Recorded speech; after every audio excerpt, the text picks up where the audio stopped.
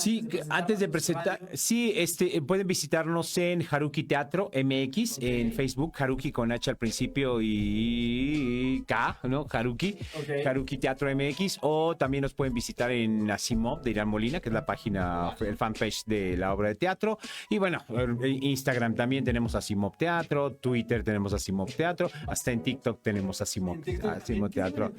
De repente hacemos clips, pedacitos de la obra o de las obras que tenemos, no nada más Asimov, títeres, cómo se construye, ¿no? Wow. Ajá. En esta obra estamos manejando títeres de inspiración Kuruma. Es un títere tradicional japonés. En la Coordinación Nacional de Teatro, donde nos están anunciando por la temporada es en el Teatro El Galeón, dicen que Kuruma, pero la verdad es que es inspiración porque no hacemos exactamente Kuruma. Es un títere de madera pesado. Tú te sientas en un carrito con una 4 ruedas y tus pies son los pies del títere y tus manos son las manos del títere. Entonces anda como motocicleta. Parece que no es un títere, o sea, parece que es un niño, ¿no? Tiene, ajá.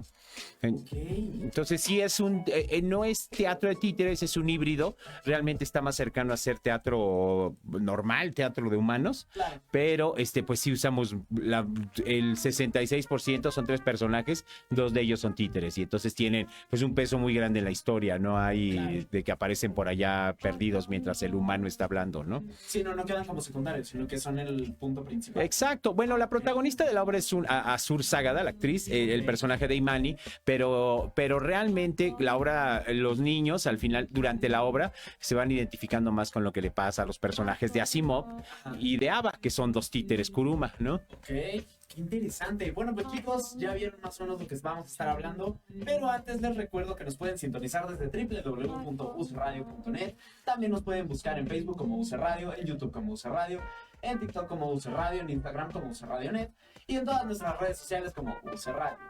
Ahora sí, vamos a empezar. Asimov, ¿de dónde nace esta premisa que justo aquí viene, que es lo que te contaba? Me parece muy interesante. ¿Qué pasaría si un robot soñara? Bueno. ¿Cómo llegaste a cómo se llegó a esa idea de preguntarse tal cosa? Primero tiene que ver con pues la ciencia ficción, ¿no? Que la literatura y actualmente es muy común en el sentido de que todo el mundo está acostumbrado a los videojuegos de ciencia ficción o a las películas más populares que hay actualmente en Hollywood son películas basadas en premisas de ciencia ficción, ¿no? Entonces, bueno, hay una crisis ahorita, ¿no? Pero más sobre superhéroes que sobre ciencia ficción. Superhéroes es lo más comercial que tiene Hollywood ahorita, porque tengo entendido que, por ejemplo, ahorita Ryan Gosling tuvo una que es regresar a la ciencia ficción clásica con Blade Runner, me parece. No. Blade Runner 249, ¿no? De Denis Villeneuve, ¿no? Es el director, que la original había sido de Ridley Scott, 1982, el primer Blade Runner, ¿no? Y los libros con 2044, algo así. Pero es muy interesante que menciones justamente Blade Runner, porque la frase icónica de la ciencia ficción, ¿no? Con lo que asociamos qué pasaría si un robot soñara, viene de la novela en la que está basada Blade Runner, que es una novela de Philip K. Dick, un uno de los más grandes escritores de ciencia ficción norteamericanos del siglo XX, y tiene una novela que se llama Sueñan los androides con ovejas eléctricas. Entonces, concretamente, él se está preguntando sobre la inteligencia artificial. Si la inteligencia artificial que nosotros creamos es tan inteligente como nosotros o más inteligente que nosotros, ¿qué pasa con esa inteligencia si soñara, ¿no? ¿Qué pasaría si soñara esa inteligencia artificial? Entonces siempre ha sido un poquito como desde el golem, ¿no? Que es un concepto hebreo, ¿no? Me acuerdo mucho, ¿no? Has de acordarte, bueno, nuestros amigos o saludos, no los he saludado a la gente que nos está escuchando. Hay un clásico, El gabinete del doctor Caligari, que es una película de 1922, me parece. ¿A dónde le metías los papelitos? ¿Te acuerdas del video de Red Hot Chili Peppers? ¿Cómo se llama? Other Side, creo que se llama Other Side, The Other Side, Walking to the Other Side. El video de esa película es una reelaboración precisamente del gabinete del doctor Caligari. Entonces, están en bueno, ya no quiero hacer que no la haya visto, es una película que ya tiene más de 100 años, pero también ya ves que en internet cómo se ponen, si tú haces spoilers de películas. No la he visto. Ajá. Vean el gabinete del doctor Caligari y plantea precisamente esa idea de un golem, una especie de asesino teledirigido al que tú puedes mover, lo que nos lleva a un problema, me parece que ético, y tiene mucho que ver con la inteligencia artificial, con lo que estamos viviendo en estos tiempos. O sea, es ético que tú crees, o aunque sea accidentalmente, inteligencia artificial, pero lo que la conviertas en esclava tuya, o sea, en el sentido de la libertad, ¿no? O sea, es una de las grandes cuestiones de esta sociedad, la libertad, ¿no? Isaac Asimov, que es otro gran escritor de ciencia ficción, y te podría decir que la obra Asimov es un homenaje a él, escribía muchos cuentos sobre robots y en estos cuentos de robots plasmó 3 leyes que se conocen ahora popularmente de la robótica, ¿no? Claro. Que palabras más, palabras menos. Primera ley, un robot está obligado a proteger a los humanos. Segunda ley, un robot está obligado a obedecer a los humanos siempre y cuando no contradiga a la primera ley. Y la tercera ley, finalmente, pobres robots, pues tienen que proteger su propia existencia siempre y cuando no contradigas a la segunda y a la primera ley. Entonces eso ya en la ficción convierte a los robots en esclavos, ¿no? O sea, llámalo como tú quieras, qué lindos, qué maravillosa la película esta de inteligencia artificial, qué bonito El hombre del bicentenario, Will Smith, qué guapo en Yo Robot, ¿no? Claro. Pero los robots son esclavos, entonces... Justo en Yo Robot tocan ese punto principal, ¿no? De la presión a estos robots y cómo el creador hace que uno falle, entre comillas, intencionalmente para que justamente los robots puedan tener otra perspectiva. Sí, la verdad es que es un tema complejo en el nivel de, me refiero socialmente en el tiempo en el que vivimos ahora, porque se priva mucho el individualismo sobre lo colectivo, o sea, lo colectivo está muy satanizado, precisamente porque, bueno, o sea, todo, quien sepa o no sepa, o sea, quien no haya leído nada de Marx, ¿no? Pues te va a decir, ¿sabes qué?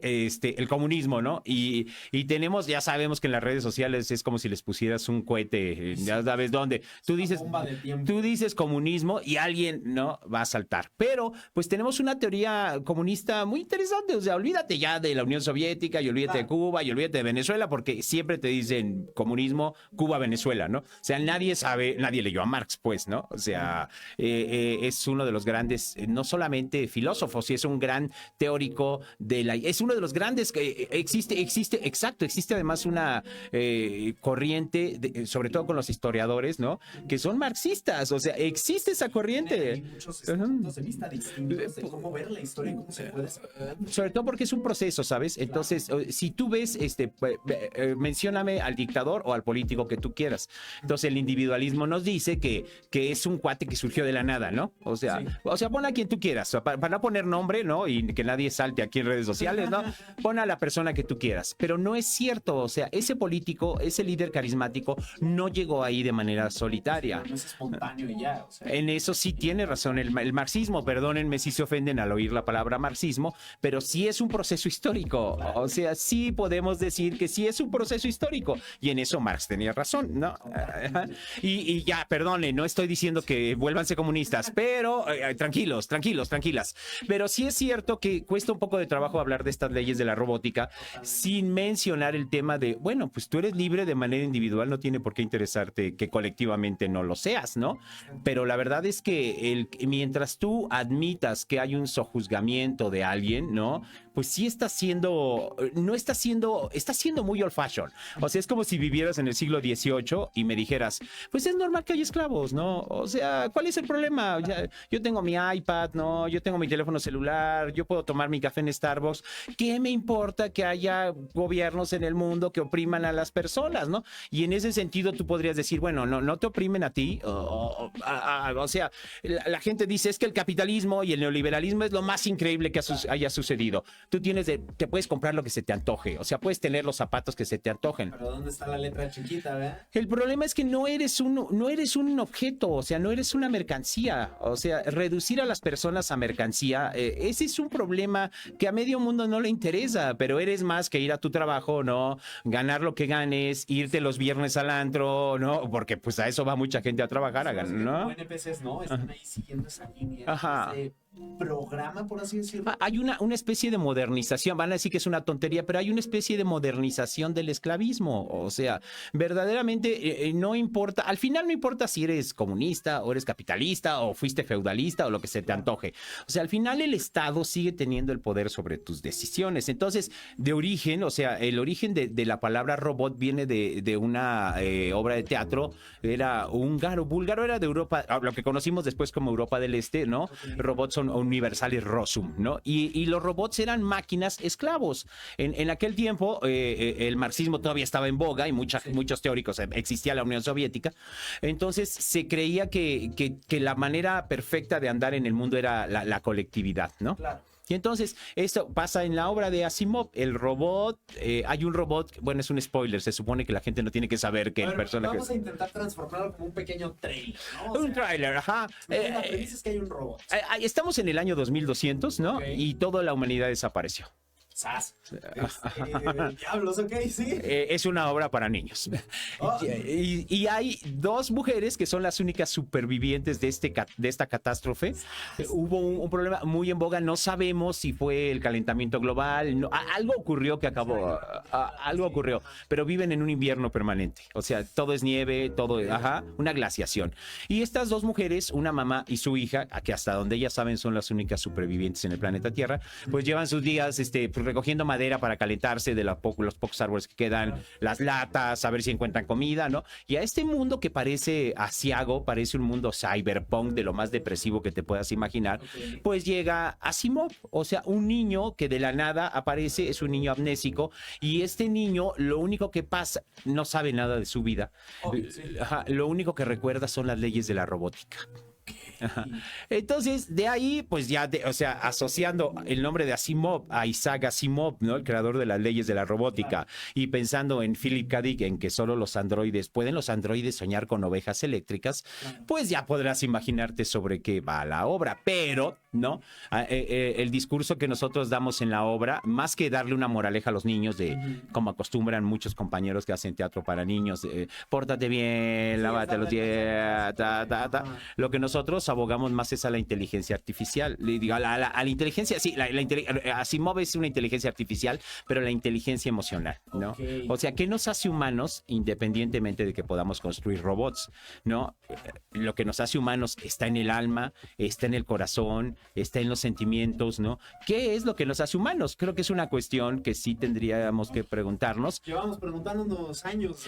Pero, ¿sabes? Es muy vigente porque nunca nos imaginamos, o al menos a mi generación, que íbamos a tener un debate sobre inteligencia artificial en el 2024. Y hablando de debates de inteligencia artificial, ¿qué opinas ahorita con todo lo que está sucediendo, Porque hay tantos ejemplos de inteligencia artificial, tanto unas que ya son hasta muy bromistas, ¿no? Y hablan justamente de formular una era distópica para la humanidad.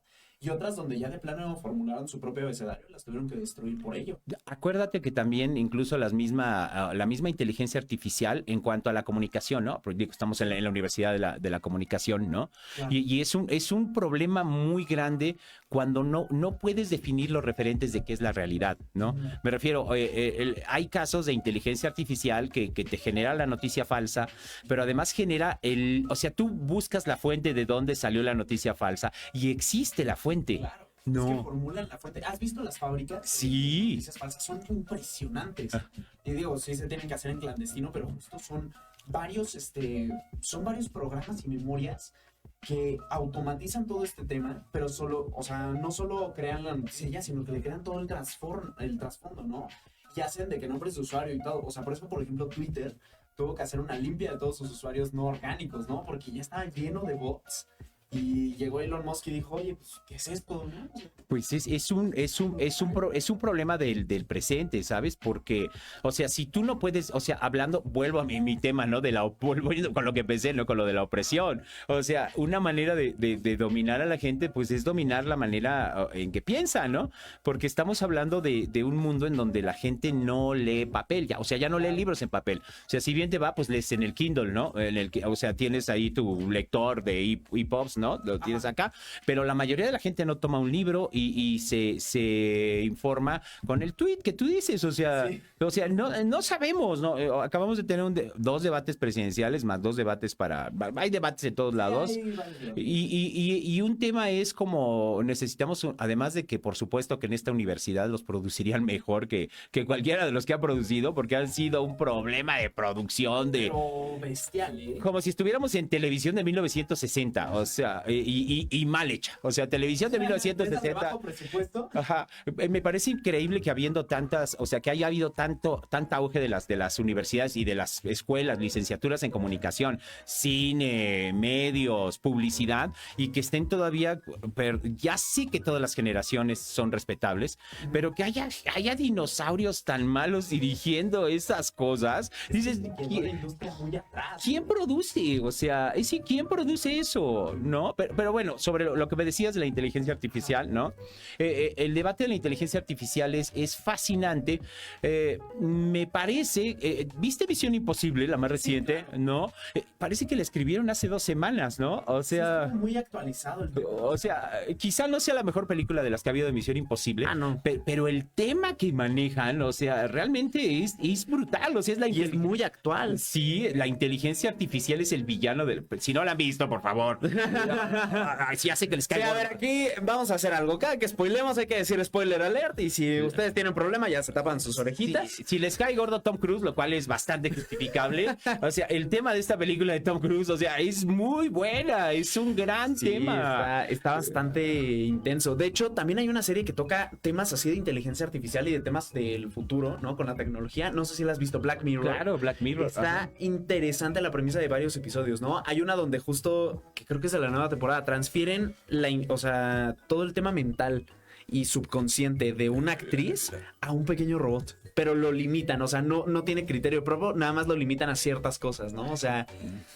Sí, yo lo acabo de ver también Fallout, ¿no? Que también tiene que en Fallout. También la verdad es desde hoy ya se volvió en una de mis series de mis adaptaciones favoritas de videojuegos, porque la verdad les quedó muy muy bien las y series. Ahorita se viene otra que también es como de futuros distópicos, Fallout. Ah, ok. Sí, esa también es, bueno, esa habla más de como las guerras nucleares y todo y de sus efectos, pero dicen que la van a adaptar no solo a los videojuegos, sino que a un tema también aquí más actual, ¿no? O sea, para meternos más miedo, básicamente. Pues sí, siempre es un poco como Umbrella, ¿no? En Resident Evil, ¿no? Al final hay una mega corporación de cuates que nos quieren, que en todo sentido, hasta la muerte, los zombies, todo es negocio, ¿no? Y que somos nosotros, ¿no? Al final, sí, representa nuestro... No te puedes conformar con ser solamente capital, o sea, no, pues quieres irte a la playa, quieres amar, quieres sentir, o sea, no nada más quieres generar dinero. Y eso justo lo exploran también en la psique de los personajes, ¿no? Por ejemplo, tenemos al traumadito de Leon S. Kennedy, ¿no? Que está traumado ya con el tema de Umbrella y todo, y el gobierno lo sigue teniendo de su títere porque, tú ya sobreviviste, vamos, date. Y el pobre simplemente no descansa. Y por eso cayó en el alcoholismo y en la depresión y tal. O sea, entonces, sí, también es representaciones muy duras. Entonces, claro, estamos hablando, me parece, además, teatro para niños. Es muy raro que haya teatro. Sí. Es muy raro que haya teatro de ciencia ficción. ¿Cómo lograron adaptar esa ciencia ficción tan pesada y tan profunda para algo de niños? Pues yo le platicaba, antes de mi hija, tengo una hija que ahorita tiene 16 años. Ah, ok. Entonces, yo siempre fui fan de Isaac Asimov desde que yo era niño, ¿no? Yo lo leía. Y decía, pero yo soy un friki, ¿no? Entonces, a nadie le tiene por qué gustar eso. Claro. Y recuperando, había dejado de leer como un año, más que textos científicos, porque estaba yo en textos sociológicos. Bueno, las ciencias sociales también son ciencia, pues, sí, ¿no? Sí, son una ciencia porque tienen ahí un procedimiento y un estudio bastante profundo. No igual a las ciencias naturales, que ese es como el tema de debate, ¿no? Por lo que mucha gente dice, bueno, la historia, por ejemplo, ¿no? La historia es ciencia, es arte, es no sé qué, ¿no? O sea, todavía estamos como construyendo ese debate. Un poquito de todo, ¿eh? ¿No? Y entonces yo le volví a leer, para retomar lecturas de ficción, volví a leer los cuentos de Isaac Asimov y pues volví a toparme con las leyes de la robótica. Y una noche le conté a mi hija uno de los cuentos y entonces ya era como, a ver, cuéntamelo, ¿no? Y mi hija tenía 5 años y entonces era, te voy a contar de las leyes de la robótica. Ajá. Entonces ya era como un ritual, o sea, antes de dormir, después de ese día, me decía mi hija, oye, dime las leyes de la robótica. Y yo, ya te las sabes. No, dímelas otra vez. Entonces se las aprendió Y ese es el punto de partida de la obra. De hecho, la obra empieza así. O sea, la obra empieza con la mamá diciéndole las leyes de la robótica a su hija y la niña que no se quiere dormir, bien mala copa la hija, ¿no? Dice, todas, en el mundo donde están solas ellas dos, pues la mamá... ¿Cómo entretenerse? La mamá es la única fuente de entretenimiento. Cada vez es más difícil para ella. Ya no es de ponerle la tele, ¿no? Entonces, no, hija, ya duérmete. No, cuéntame las leyes de la robótica. Entonces, a partir de ese evento tan simple, tan bobo que te estoy platicando, dije, a lo mejor a los niños les puede gustar esto, ¿no? Y entonces empecé a escribir una obra que ahora se llama Asimov, ¿no? Y ¿Qué pues, otro nombre tenía antes? Pues así se llamó Asimov. Siempre. Sí, hoy estamos aquí 10 años después, ¿no? Claro. 11 años después de que la escribí, pero 10 años después de que la estrenamos. Y pues acaba de cumplir 10 años en cartelera la obra de manera ininterrumpida, incluso durante la pandemia, que fue y sigue siendo pues una catástrofe para todo el mundo. Pero pues nosotros dimos funciones vía streaming, ¿no? O sea, nunca dejamos de dar funciones de Asimov. Cuando abrieron los teatros, nos invitaron a dar funciones al Complejo de los Pinos, al aire libre, que la obra siempre le hemos vendido como, no, luces, humo, diseño sonoro, ¿no? Así, casi, claro. El circo, ¿no? Y entran los elefantes, y luego el circo de Soleil, no. Y entonces, cuando la presentamos al aire libre, pues nos dimos cuenta, dijimos, oye, la obra también funciona por su historia. Sí, claro. No nada más es... Sí, no es el espectáculo visual, ¿eh? Creo que tiene que ver algo allí. Creo que sí hay algo de contenido en esto. No, pero bueno, 10 años después, ¿no? Pues seguimos esa idea que te estoy platicando. Claro. Además es también mucho sobre lo que trata la obra. Soñar, o sea, es importante. ¿Qué pasaría si un robot soñara? Dices, bueno, tú como humano, antes de construir algo, si no soñarlo, porque suena un poquito como a frase de superación personal, pero sí tuviste que ser capaz de imaginarlo. O sea, sí tuviste que ser capaz de... O sea, si no lo puedes imaginar, ¿cómo lo puedes construir? ¿No? Exacto. ¿No? Y entonces, si tú como humano creas un robot que tiene la misma inteligencia que tienes tú, ¿qué pasa? Como si nos fuéramos al cuadrado, ¿no? En cuanto a la imaginación y al pensamiento. ¿Qué pasa si una de tus creaciones maravillosas es capaz de soñar? ¿No? Entonces decimos, pues a lo mejor tal vez podemos mejorar o sea, tal vez lo que no podemos hacer nosotros como individuos, tal vez sí lo pueden hacer nuestras extensiones. ¿Sabes qué es muy impresionante? Estaba leyendo sobre los hombres y mujeres, aunque, bueno, sí lo voy a decir, tenemos como una visión muy patriarcal del lenguaje. Claro. O sea, todo lo que sabemos de sociología, historia, o sea, está escrito con términos de hombre, o sea, siempre tienes que empezar hablando de un homo, de un hombre, ¿no? Y entonces decir, bueno, las mujeres inventaron la agricultura, pues, o sea, ¿no? Sí, también hay participación, por favor, tómenlas en cuenta. Pero pues de repente decimos el hombre, bueno, el ser humano. El ser humano de la prehistoria, ¿no? O sea, tenía una cosa que siempre el arco, ¿no? O la lanza. Claro. Pues tenía como una especie de resortera que se llamaban lanzaderas, o sea, porque había que, ni con el arco, a veces la fuerza de tu brazo. Sí, del mismo brazo. Porque los mamuts tenían o los mastodontes tenían pieles muy gruesas, ¿no? Entonces, inventaron una cosa que es como una resortera, que es una lanzadera, le pones una cuerda y a la hora que lanzas la azagaya que le llamaban a las puntas de las lanzas, ¿no? Claro, que hacían como unas con roquitas, ¿no? Que eran de hueso. Y con esa herramienta que hiper sofisticada para la época, ¿no? Claro, sí. Ellos no sabían nada de física, o sea, ellos teóricamente no sabían nada de eso. Imagínatelos ahí haciendo el cálculo, ¿no? ¿Qué tan largo necesito el lanzadero para sí, ¿no? Pero la verdad es que es impresionante cuando lo estudias en el contexto. Claro, nosotros tenemos satélites que van a Marte, pero digo, han pasado más de 50,000 años de esto que te estoy platicando, ¿no? Entonces, es siempre como muy admirable que la humanidad o algunos humanos han pensado que podemos hacer el mundo mejor. Sí entiendo que como vivimos en el presente, los filósofos y los músicos y los poetas piensan que todo va para mal y que Skynet un día, ¿no? Y Terminator va a acabar con nosotros, pero yo creo que la inteligencia artificial eventualmente nos va a ayudar a hacer una vida mejor. Pienso que es una herramienta nuestra. Espero que no sea como con el cambio climático, o sea, que nosotros mismos estamos destruyendo el planeta. Espero que entendamos, esperemos que haya más conocimiento y no que convirtamos en esclavos a la inteligencia artificial. Sí, sino que sean más bien un elemento de ayuda. que ¿no? podamos convivir, ¿no? O sea, estamos lejos de eso, pero insisto, o sea, el año pasado hubo una huelga de escritores en Estados Unidos, ¿no? Sí, estuvo muy fuerte. Y sabes, sé que siempre es una cuestión laboral, siempre quieren más dinero porque Claro. cuando sabemos que Avatar gana 2.700 millones de dólares, nada más en taquilla, más todo lo que provoca de mercadotecnia, Claro. y que a los guionistas les pagan una baba, es normal, porque todo es el punto de vista, es el guión, todo parte de una idea de alguien que la escribió. Exacto. Pero Pero también el tema laboral de los efectos especiales, ¿no? Porque también los tienen muy presionados a ellos. Otra. ¿Y sabes qué pasa aquí? Que los productores se les hacía muy fácil, y una de las razones de la huelga es que con un software tú puedes hacer guiones, o sea, ya no necesitas a un humano. Sí, ya con ChatGPT, oye hermano, ayúdame con esto. Y ya nada claro. más una que otra corregidita y Y listo. si es la última película de Rápido y Furioso, pues te lo creo, ¿no? O sea, coches, explosiones. Sí, es la misma fórmula, nada más te invento al villano y ahí tienes la premisa. Pero ¿no? ¿qué pasa con los autores, no? O sea, Sí, sigue se siendo queda un atrás. autor. O sea, tú estás en esta escuela también, ¿no? Y sabes que, o sea, les dan, o sea, hablan sobre creatividad mucho en la Sí, carrera. demasiado. O sea, en todas las carreras se claro. fundamenta todo el tema de creatividad, pero también fíjate que nos están adaptando también a usar estas herramientas, ¿no? Como una ayuda de, chale, tengo un bloqueo creativo, a ver, móchate, ¿no? O sea, como tener tu compañero de lluvia de ideas. A eso nos fomenta la universidad, a trabajar con la... Yo ahorita, por ejemplo, estoy inteligencia. estudiando historia, por ejemplo, Ok. en filosofía y letras en la UNAM. Ok, La ok. carrera es chistoso porque no esperarías historia en filosofía y letras, sino en ciencias sociales, o sea, algo así.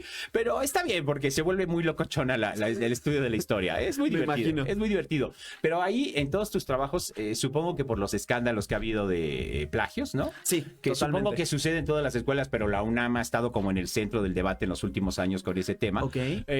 Pues tienen un software de antiplagio.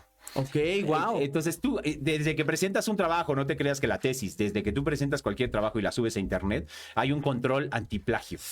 Y entonces sí Wow. te dice el software, ¿desea entregar su trabajo sin la revisión antiplagio? Y yo, a ver, vamos a probarlo, ¿no? Ajá. Y siempre te aparece, se encontraron 10 párrafos de no sé dónde, ¿no? Y ya lo revisas y claro, pues es tu aparato crítico. O sea, Claro. estás dando tienes que dar fuentes de todo, ¿no? A alguien se le ocurrió antes que a ti, pero si no lo citas correctamente, aunque por la ignorancia, no te Sí, exime. ahí está el plagio, ¿no? No, lo siento, a lo mejor no lo sabías, pero no lo citaste, tienes que citarlo.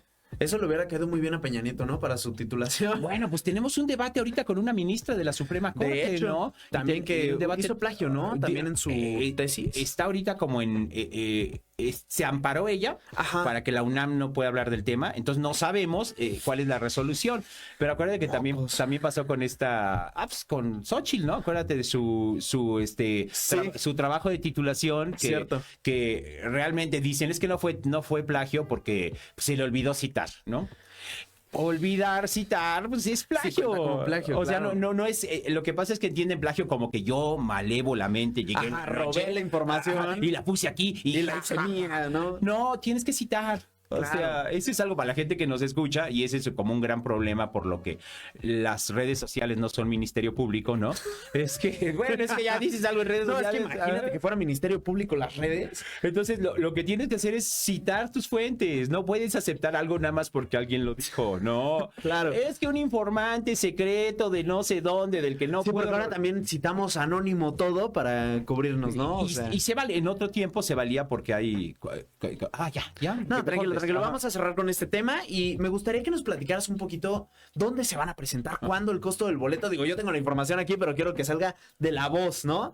Entonces, Sí, ¿ahorita o hacemos...? vamos a terminar con lo del plagio. No sé, Ajá. ¿alguna idea que quieras dar ya para finalizar este tema? Que sí es muy importante, ¿no? Nosotros como alumnos de la comunicación, aquí Mefistófeles tiene un examen con plagio, de hecho. No. Yo no, operador. Bueno, llamándose Mefistófeles, además, pues se entiende. Es más, esperarías que plagiara.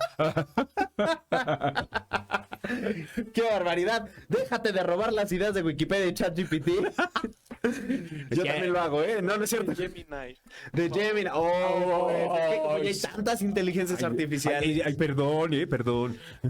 Está citando mínimo de dónde lo sacó, ¿no? O sea, Sí. le está dando su lugar. Sí, todavía no. Ojalá que eso es bueno, fíjate, la inteligencia artificial nos puede ayudar a detectar estos Claro. plagios. ¿no? Claro, claro. Eso, por ejemplo, pero tampoco a que nos haga toda la tarea, porque No, no. pero que también que nos ayude, ¿no? A disfrazar el plagio. ¿Te imaginas que sea un arma de doble filo? Es que no estamos lejos de eso. No, pero nada lejos. No estamos Y ahí lejos. les dejamos algo en qué pensar, muchachos. Ujú. O sea, tenemos un arma de doble filo aquí. Hay unas que están reguladas, pero me acuerdo al principio de las que fue con ChatGPT justo, hubo un problema que un estudiante dice, ¿cómo hacer una bomba? Y le aparecían las instrucciones, dónde sacar, o sea, todo se lo desglosó y tuvieron que ponerle los filtros a la CIA para que justamente ese tipo de preguntas.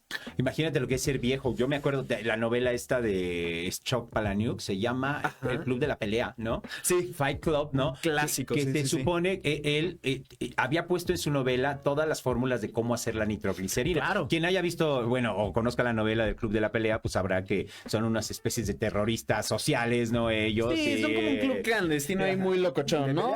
Pero sí tiene el objetivo de derrumbar el capitalismo. Totalmente. Sí quieren hacer eso. Y entonces él había incluido las fórmulas de cómo hacer las bombas en su libro. Y entonces su editor le dijo, pues estás pero bien loquito, güey, ¿no? Y entonces hicieron que editara y entonces... Oye, pero el editor tomando apuntes, ¿no? Sí, ya supimos, no es cierto. Claro. Pero ya no aparecen las fórmulas en el Sí, libro. no, obvio, ya los tienen censurados porque si no... No, imagínate.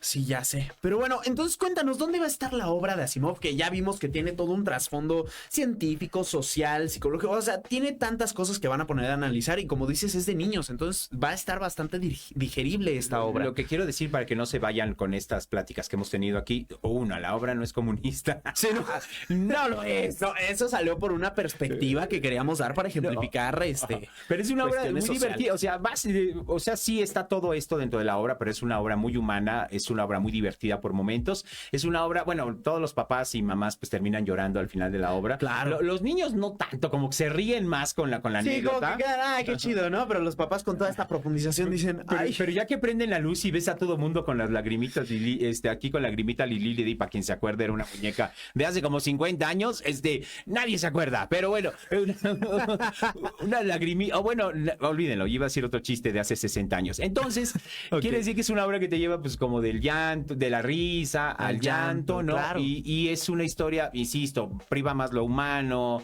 el sentimiento, ¿no? Exacto. Porque sí también a la hora que escribí esto me preocupaba que nadie entendiera nada, ¿no? Y sí, que todo se quedara en un limbo, ¿no? que todo se vuelva muy frío, ¿sabes? Porque luego escribes también, seguramente en tus ejercicios o en el trabajo que tú haces también como comunicador, ¿no? Pues también básico, ¿no? ¿A quién le estás hablando, no? Sí, tenemos que identificar el público. Que justamente, ¿qué público recomendarías así de mínimo a máximo, ¿no? Para que se asista. ¿Dónde van a asistir? Yo diría, primero, ¿dónde van a asistir? Esto sucede en el Teatro El Galeón. Ok, que Teatro El Galeón. El Galeón Abramo Seransky, que está justo detrás del Auditorio Nacional, en un lugar que se llama el Centro Cultural del Bosque, que es, Ok. es un conjunto de muchos teatros.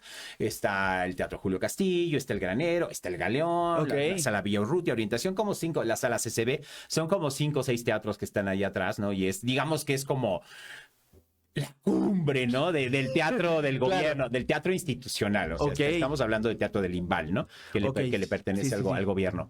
Y pues entras por convocatoria, o sea, hay gente que Claro. compite ante otros 1,300 folios, o sea, es una pesadilla. Sí, debe estar tremendo. Es la convocatoria más pesada que existe en el teatro en este país. Entonces, estamos sábados y domingos a la, Ok. a la 1 de la tarde hasta el 9 de junio, menos el 5 de mayo, que es día de la batalla de Sí, de la batalla de Puebla, Ajá, que justo. en Estados Unidos es el día de la independencia, ¿no? Sí, pues, son los lo únicos, festejan como son si los- fuera- son los únicos que lo festejan en el mundo, Ya sé, creo. qué ellos, barbaridad. ¿no? Pero entonces, ese día parece que también lo festejan en el IMBAL y no vamos a tener función. Ok. Pero todos los demás días, sábados y domingos, estamos ahí en el Galeón hasta el 9 de junio. Nos dieron casi 20 funciones, que para Wow. cómo están las cosas en el teatro, pues es como si nos hubieran dado... Pues, Sí, les dieron el Santo Grial. hay y- temporadas que duran 4 funciones en otros espacios, Y bye. imagínate cómo Sí, está, ¿no? y están de gane. ¿Qué más? Los El precio precios del boleto, Exacto. justamente. Los precios a mí me parece muy económico, cuesta 80 pesos la entrada, porque se acuerdan que Ok. el cine, pues creo que anda por ahí a veces un poquito más caro. De hecho, está más caro.